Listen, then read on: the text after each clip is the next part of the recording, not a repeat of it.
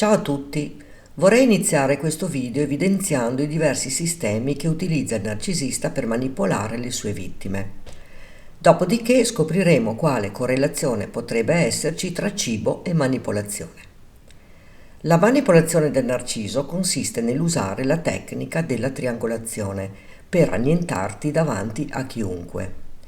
Poi c'è la svalutazione, ovvero inizierà a odiare e a non sopportare più tutto quello che prima gli piaceva di te. Dopo arriverà l'aggressività verbale e attenzione che potrebbero giungere anche le violenze fisiche. Evita sempre di entrare in situazioni di pericolo con un individuo con personalità narcisistica.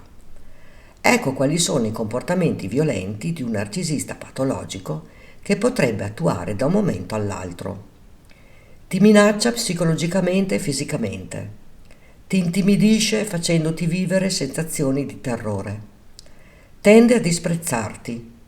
Cerca di sottometterti mediante il suo supporto economico, fisico ed emotivo. Domina la tua cerchia di amicizie e la tua famiglia. Ti fa fare cose che non vorresti mai fare. In seguito giocherà sulla vergogna, cercando di sminuirti in tutti i modi possibili, come ad esempio per il tuo aspetto, per la tua classe sociale o per il tuo livello di istruzione. Ma ecco che giunge il momento di fare la vittima, una strategia questa che il narcisista attua spesso per ottenere da te ciò che vuole.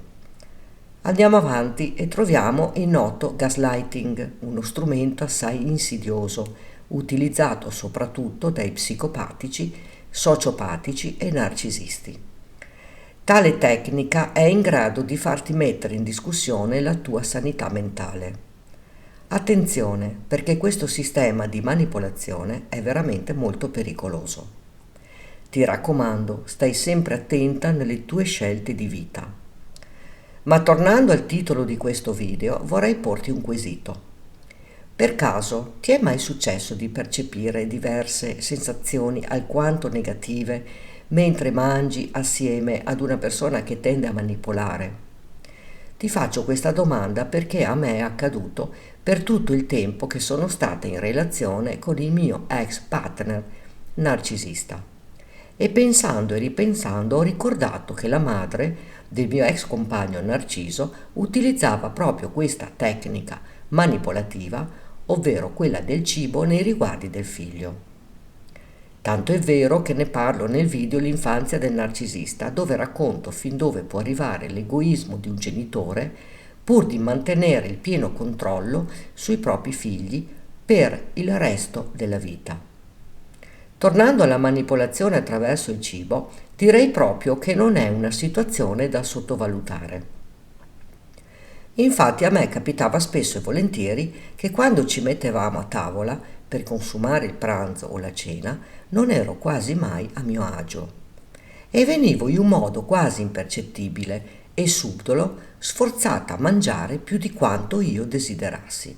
Ma non solo, mi veniva imposto anche il tipo di cibo da mangiare che poteva essere la pasta asciutta, la pizza e tanto altro ancora. Le frasi che mi venivano proferite erano: devi finire di mangiare la tal cosa perché altrimenti la si deve buttare via. Questa sera si mangia la tal cosa perché domani non è più buona. Domani mangiamo la pasta con il sugo. Posso confermare che nel corso degli anni trascorsi con il mio narcisista ho praticamente fatto la cura della pasta, poiché era ciò che lui prediligeva. Già è difficoltoso prestare attenzione ai propri segnali del corpo, come ad esempio inappetenza, fame nervosa e quant'altro. Figuriamoci poi se vicino a noi abbiamo una persona che ci detta legge su cosa possiamo e non possiamo mangiare. E sempre con il senno di poi mi rendo conto che negli ultimi tempi di relazione, dopo che io lo smascherai, non si preoccupò più di ciò che io avrei mangiato durante il pranzo o la cena. Quindi, tirando le somme, posso capire che non aveva più alcun interesse nel cercare di manipolarmi e dominarmi, sapendo che non ce l'avrebbe più fatta, avendo scoperto chi era in realtà. Se desideri sapere come avvenne lo smascheramento del mio ex narciso, guarda il video "Ho tolto la maschera al mio ex partner narcisista" e scopri con quale frase gli ho fatto cadere la maschera. Mi sento di dirti, fai molta attenzione con chi ti siedi a tavola per condividere quello che dovrebbe essere uno dei momenti più belli per una famiglia, ma che potrebbe trasformarsi in un terribile frangente, considerando il fatto che il cibo è un potente e ambiguo stratagemma di manipolazione.